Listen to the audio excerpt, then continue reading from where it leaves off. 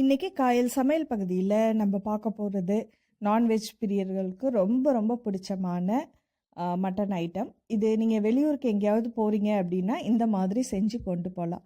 இதை பொரிச்ச கறின்னு சொல்கிறத விட எல்லாருக்கும் பிடிச்ச கறி அப்படின்னு சொல்லலாம். இது இப்போ எப்படி செய்யலான்றதை நம்ம பார்க்க போகிறோம். இதில் 1/2 கிலோ மட்டனில் வந்து 1 டேபிள் ஸ்பூன் அளவுக்கு இஞ்சி பூண்டு போடுறேன். ஸோ அதில் தயிர், உங்கள் புளிப்புக்காக நம்ம இதில் தயிர் சேர்க்குறோம். கொஞ்சமாக உப்பு. இது ஃபஸ்ட்டு நம்ம மேரினேட் பண்ணி வேக வைக்க போகிறோம். இதில் கொஞ்சமாக மஞ்சத்தூள், தனி மிளகாத்தூள். வேறு எதுவும் நீங்கள் மசாலாலாம் போடணுன்னு அவசியம் இல்லை. காரத்துக்குன்னா கொஞ்சம் தான் போடுங்க, ஏன்னா நம்ம காஞ்ச வத்தல் போட்டு தான் தாளிக்க போகிறோம். ஸோ இதை மேரினேட் பண்ணி ஒரு 10 நிமிஷம் வச்சுருங்க. ரொம்ப நேரம் வைக்கணுன்னு அவசியம் இல்லை.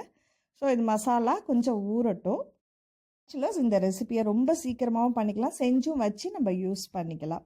அப்புறம் மெயினாக பேச்சுலர்ஸ் குக்கர் யூஸ் பண்ணுறதை பற்றி கேட்டிருந்தாங்க. எப்போதுமே இந்த மாதிரி ஸ்க்ரூ டிரைவர் வச்சுங்க. அந்த மாதிரி இருந்துச்சுன்னா அந்த குக்கர் மூடி இதெல்லாம் லூஸ் ஆகிடுச்சுன்னா உடனே டைட் பண்ணிக்கலாம். ஸோ இது எப்போதுமே நீங்கள் செக் பண்ணிங்க. பேச்சுலர்ஸ் ரொம்ப கவனமாக இருந்துங்க. இதை இப்போது நம்ம குக்கரில் போட்டு நார்மலாக வேக வைக்கிற மாதிரி வேக வச்சிடலாம். ரொம்ப நிறைய தண்ணி ஊற்ற வேண்டாம். அதுலேயே அலசிட்டு கொஞ்சம் மிக்ஸ் பண்ணிவிட்டு நல்லா வேக வச்சுருங்க.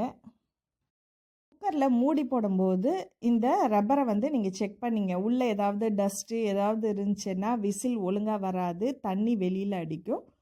ஸோ அதனால் அதை கொஞ்சம் நல்லா வாஷ் பண்ணிவிட்டு மூடிங்க. நல்லா அதை வந்து ஃபுல்லாக ஃபிக்ஸ் ஆகிடுச்சா அப்படின்னு கவனிச்சிங்க. ஸோ இப்போ இதை விசில் கொஞ்சம் வந்ததுக்கப்புறம் நம்ம நார்மலாக ஒரு 4-5 விசில், 3/4 மேலே கறி வெந்துடணும். ஸோ இங்கே பாருங்கள், தண்ணி நம்ம அதிகமாகலாம் சேர்க்கல, அதிலே விட்ட தண்ணி தான். ஸோ இப்போ மட்டன் வந்து வெந்துருச்சான்னு செக் பண்ணிங்க. 3/4 மேலேயே வெந்துருச்சு. இப்போ இதை வந்து நம்ம வரட்டி வைக்க போகிறோம். இதுக்கு 1 வெங்காயம், 2 தக்காளி, கொஞ்சம் வெந்தயம், கடுகு, உங்கள் கார தேவைக்கு 4-5 காஞ்ச வெத்தல், கருவேப்பிலை கொஞ்சம், விருப்பப்பட்டால் முந்திரி பருப்பும், தேங்காய் துருவல். இப்போ வெளியூருக்கெலாம் போனீங்கன்னா இதை நீங்கள் அவாய்ட் பண்ணிக்கலாம், தேங்காய் துருவலை. அப்புறம் இது வந்து ஆனியன் சாப்பர், மிஷினில் கட் பண்ணுறது. ஸோ இதை வந்து நீங்கள் நிறைய பேர் கேட்டிருந்தீங்க, அதோட டெமோவும் இதோட நான் சொல்லிடுறேன். ஸோ தனித்தனி போஸ்ட்டாக போடுறத விட நம்ம செய்யும் போதே பார்த்துக்கிட்டிங்கன்னா ஈஸியாக இருக்கும்.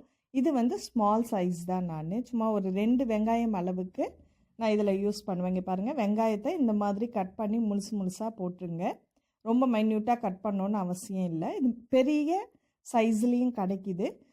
நிறைய நீங்கள் யூஸ் பண்ணுறதா இருந்தால் நீங்கள் இந்த மாதிரி பண்ணிக்கலாம். இதில் போட்டு நம்ம வெங்காயம் சாப் பண்ணால் ரொம்ப மைன்யூட்டாக சாப் ஆகிடும். இதை பாருங்கள், இதில் மூடி போடுற மாதிரி எந்த இடத்துல அதை லாக் பண்ணணுன்றது காமிக்கும். கரெக்டாக வச்சு அதை நம்ம ஃபிக்ஸ் பண்ணிக்கலாம். ஸோ பேச்சுலர்ஸ்க்கு வந்து ரொம்ப ரொம்ப ஈஸி இது. கண்ணீர் சொட்ட சொட்ட வெங்காயம் அரிஞ்ச காலம்லாம் போய் இந்த மாதிரி சின்னதாக வாங்கி வச்சுக்கலாம். இதோட விலை வந்து 1000 ருபீஸ்க்குள்ளே இருக்கும். அமேசானில் பார்த்தீங்கன்னா உங்களுக்கு கிடைக்கும். இங்கே பாருங்கள், எவ்வளோ பொடிசாக கூட நம்ம கட் பண்ணிக்கலாம். ஒரு 2 வாட்டி அதை வந்து நம்ம சாப் பண்ணால் கொஞ்சம் பெருசாக இருக்கும். இப்போ ரிமூவ் பண்ணிடலாம். ஈஸியாக ரிமூவ் பண்ணுற மாதிரி தான் இருக்கும். இப்போது வெங்காயம் ரெடி ஆகிடுச்சு. இப்போ ஒரு பாத்திரத்தில் 2 டேபிள் ஸ்பூன் அளவுக்கு, இது நான்ஸ்டிக் பேன் நான் யூஸ் பண்ணுறேன், அல்லது கனமான ஒரு பாத்திரத்தில் நீங்கள் வந்து கொஞ்சம் 2 டேபிள் ஸ்பூன் அளவுக்கு தேங்காய் எண்ணெய் இல்லைன்னா நல்லெண்ணெய், அது காஞ்சதுக்கப்புறம் ஒரு 1/4 டீஸ்பூன் கடுகும் வெந்தயத்தையும் சேர்த்துங்க. வெந்தயமும் கடுகும் பொரியட்டும், கருக விட்டுறாதீங்க. இப்போ பொரிஞ்சிட்டு இருந்தாப்புல உங்கள் கார தேவைக்கு காஞ்ச வத்தல்.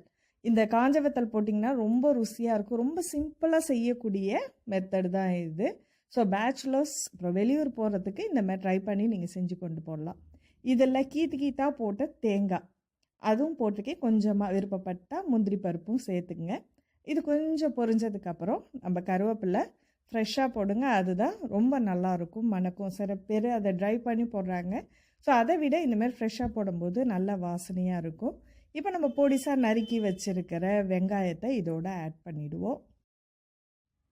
ரொம்ப சிம்பிளான ரொம்ப ஈஸியான ரெசிபி. உங்களுக்கு குக்கர் எப்படி யூஸ் பண்ணணும் ப்ளஸ் அந்த சாப்பர் எப்படி யூஸ் பண்ணணுன்றத நிறைய பேர் கேட்டதுனாலையும் பேச்சுலர்ஸ்க்கான இந்த சிம்பிளான ரெசிபியும் நான் உங்களுக்கு சேர்த்தே சொல்லிட்டேன். ஸோ வெங்காயம் கொஞ்சம் டர்ன் ஆனதுக்கு அப்புறம் நம்ம இதில் மஞ்சத்தூளும் மிளகாத்தூளும் இதில் ஆட் பண்ணுறோம்.